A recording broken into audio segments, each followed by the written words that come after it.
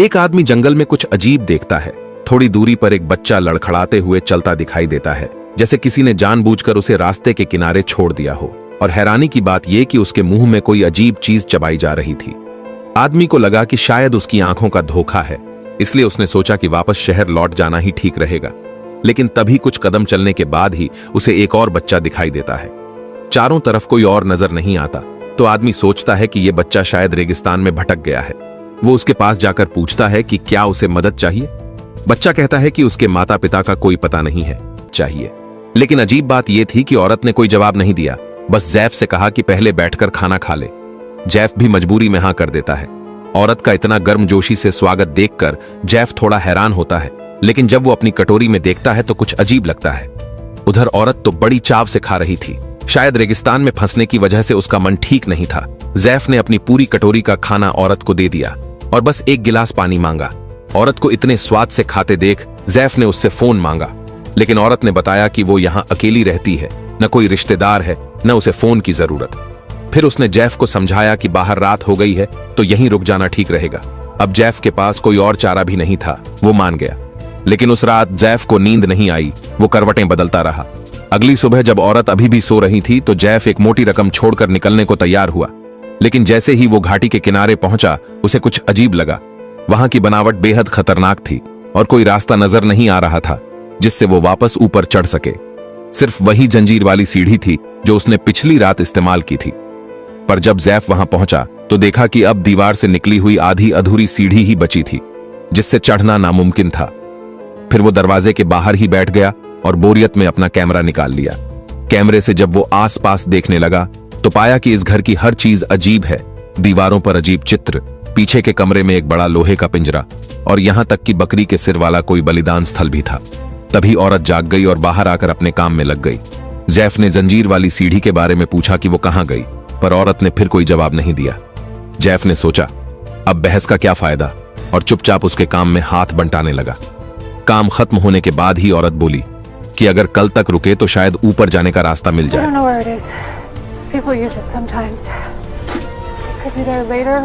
जैफ ने दूर से अधूरी सीढ़ी की ओर देखा और सोचा एक बार कोशिश करके देखी जाए। लेकिन इतनी ऊंची और खड़ी खाई पर ऐसे ही चढ़ जाना आसान तो नहीं था। कई बार कोशिश करने के बाद आखिरकार उसने हार मान ली। इसके बाद जैफ ने अपने पूरे बदन पर लगी धूल मिट्टी साफ करनी शुरू कर कपड़े धोने की पेशकश की, लेकिन जैफ ने सख्ती से मना कर दिया। इस वक्त वो बस किसी तरह शहर लौटना चाहता था। औरत ने पूछा, क्या तुम्हारी पत्नी तुम्हारा इंतजार कर रही है? जैफ थोड़ा हैरान रह गया। उसने कहा कि वो और ज्यादा घुलने मिलने लगी। रात गहराती गई, पर जैफ की आंखों से नींद दूर थी। वो उठा और बाहर जाकर देखने लगा कि कहीं सीढ़ी वापस तो नहीं आई, लेकिन नजारा वही था, कोई जंजीर वाली सीढ़ी नहीं। अगली सुबह जैफ ने एक्शन लेने का फैसला किया।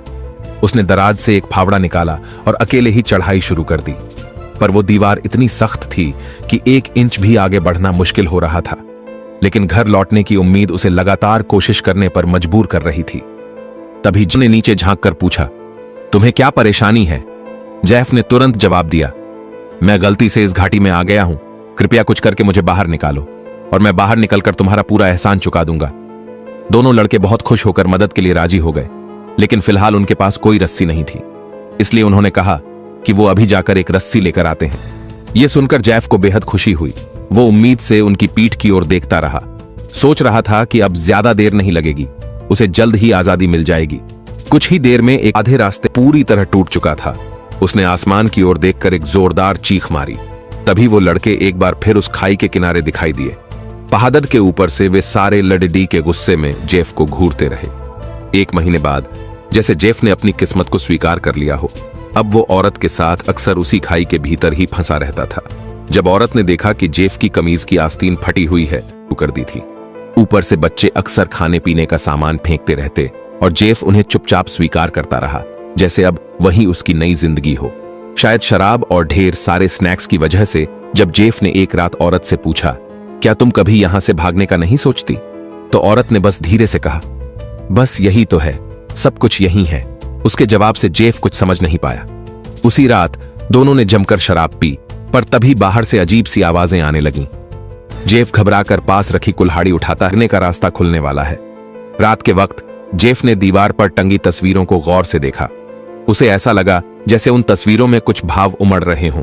औरत ने बताया, ये मेरी दादी हैं। वो हमेशा से इसी वीरान रेगिस्तान में रहती थीं।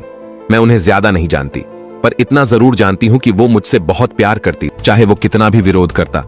पर इस गहरी घाटी में फंसकर उसके पास कोई रास्ता नहीं बचा था। समय बीतता गया।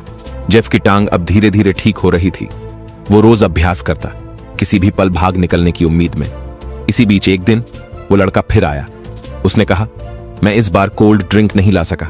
जेफ ने मुस्कुराते हुए कहा, कोई बात नहीं, कोल्ड ड्रिंक ना सही, मैं तुम्हें सब्जियां उगाना और दूसरी जरूरी चीजें सिखा दूंगा।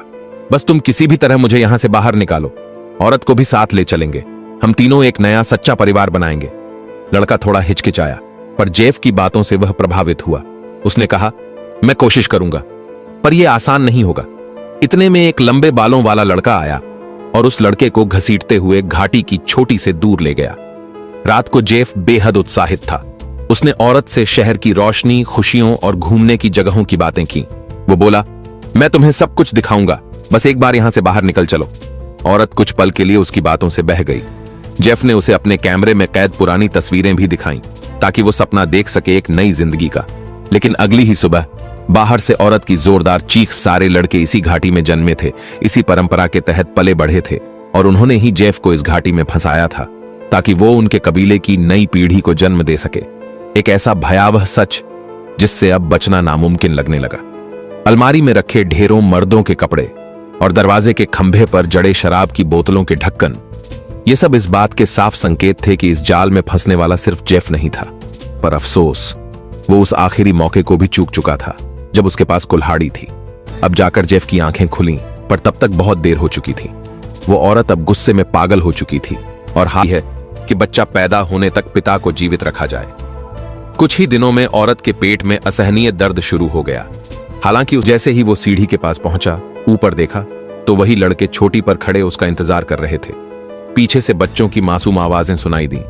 बच्ची हो गई है, औरत ने एक बच्ची को जन्म दिया था। जेफ सब भूल गया, बच निकलने की सोच, जंजीर की सीढ़ी, सब कुछ। नजरें उस मासूम नवजात पर टिकी थीं, और औरत मुस्कुरा रही थी। उसने कहा, अब ये बच्ची मेरी विरासत को आगे बढ़ाएगी। हमारा कबीला कभी खत्म नहीं होगा। जेफ कुछ पल के लिए सच में सब कुछ भूल गया था, लेकिन तभी पीछे से आया खामोश अंधेरा और एक झटका। जेफ का जीवन इस घाटी में हमेशा के लिए खत्म कर दिया गया, और इसी के साथ ये कहानी भी खत्म होती है। जेफ एक औजार की तरह इस्तेमाल किया गया और अपने मिशन को पूरा कर हमेशा के लिए उस घाटी में समा गया।